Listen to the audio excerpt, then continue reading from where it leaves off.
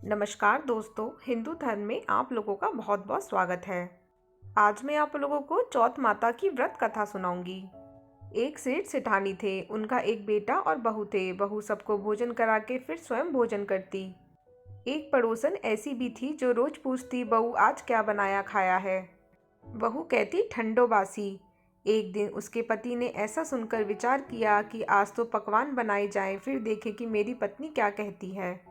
उसने तरह तरह के पकवान बनवाए और घर के सभी लोगों ने एक साथ बैठकर भोजन किया। आज भी पड़ोसन ने पूछा तो बहू ने कहा ठंडो बासी। सेठ के लड़के ने सोचा, हो ना हो कोई बात अवश्य है जिससे कि मेरी पत्नी ऐसा कहती है। उसने पत्नी से पूछा, तुम रोज ठंडो बासी खाया ऐसा क्यों कहती हो, जबकि हम सब ने एक साथ बैठकर कई तरह के पकवान खाए। उसकी पत्नी बोली, मैं जो खा रही हूँ वह बाप बूढ़ों की कमाई है। जिस दिन आप कमा कर लाओगे उस दिन मैं समझूंगी कि ताज़ा भोजन कर रहे हैं। अब एक दिन लड़के ने माँ से कहा, मैं एक बड़े शहर में कमाने जा रहा हूँ। माँ बोली, बेटा अपने पास इतना धन है कि खाया नहीं खुटेगा। माँ के मना करने पर भी बेटे ने स्वयं कमाने का दृढ़ निश्चय कर लिया और जाते समय पत्नी से कहा, मैं जब तक कमाकर बहुत सा धन ना ले आऊं तुम चूल्हे की आग मत बुझने देना। एक दिन चूल्हे की आग बुझ गई तो वह मन ही मन में घबराने लगी। कहीं मेरे पति पर संकट तो नहीं आन पड़ा। जल्दी से पड़ोस में से जाकर आग लाकर चूल्हे में रख दूं, ऐसा विचार करके पड़ोस में गई। वहां पड़ोसन चौथ माता का व्रत पूजन कर रही थी। पड़ोसन ने कहा, थोड़ी देर में आकर ले जाना। बहू ने पड़ोसन से पूछा, आप ये व्रत क्यों करती हैं, इससे क्या मिलता है। पड़ोसन ने कहा, चौथ माता के इस व्रत को करने से अनलक्ष्मी मिलती है और मनोकामना पूरी होती है। अब बहू भी चौथ माता का व्रत करने लगी। दीवार पर चौथ माता बनाई।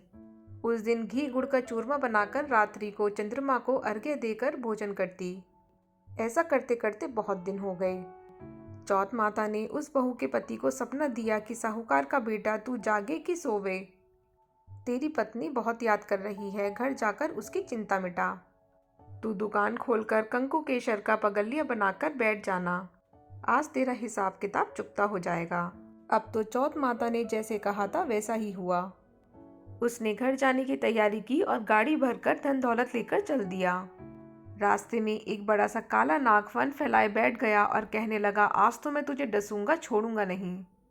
सेठ के लड़के ने कहा, आज चौथ माता ने मुझे सपना दिया तो मैं पत्नी से मिलने घर जा रहा हूँ। वहाँ मेरी पत्नी बहुत चिंता कर रही है, मैं उससे मिलकर जरूर आऊँगा, तब तुम मुझे डस लेना।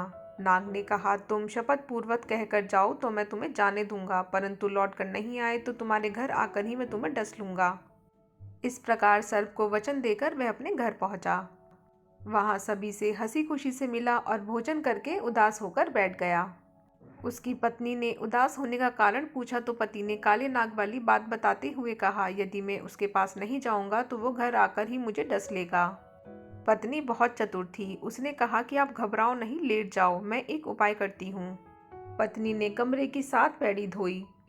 पहली पैड़ी पर रेत, दूसरे पर इत्र, तीसरी पर गुलाल फूल, चौथी पर कंकु केशर, पांचवी पर लड्डू पेड़ा, छठी पर गादी कलीचा और 7वीं पैड़ी पर दूध का कटोरा भरकर रख दिया। इस प्रकार वह 7 ही पैड़ी सजाकर बैठ गई। आधी रात होते ही नाग आकर पैड़ी चढ़ने लगा। पहली सीढ़ी पर रेत में लौट गया और कहने लगा, सेठ की बहू ने आराम तो बहुत दिया, पर वचनों से बनकर आया हूँ तो डसूंगा अवश्य ही।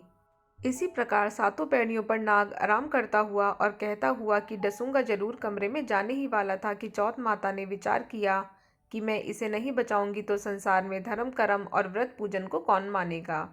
अब तो गणेश जी, चंद्रमा जी और चौथ माता ने उसे बचाने का विचार किया।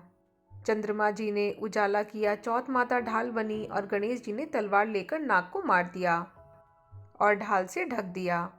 अब बहू भी थकी हारी सो गई। दिन उगा तो लोग बेटे से मिलने आए, परंतु बेटा बहू तो उठे ही नहीं थे।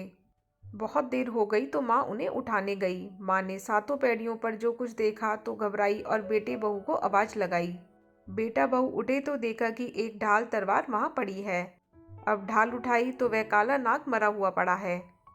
बेटे बहू ने सोचा, आज तो धर्म कर्म ही आड़े आए जो भगवान गणेश जी और चौथ माता ने अपनी रक्षा की। हे चौथ माता, आपने जैसे सेठ के बहू बेटे की रक्षा की वैसी सबकी रक्षा कीजो। बोलो चौथ माता की जय। तो दोस्तों, अगर आप लोगों को मेरा ये वीडियो थोड़ा सा भी हेल्पफुल लगा हो तो इसे लाइक और शेयर करना ना भूलिएगा और मेरे चैनल को सब्सक्राइब ज़रूर कीजिएगा। धन्यवाद।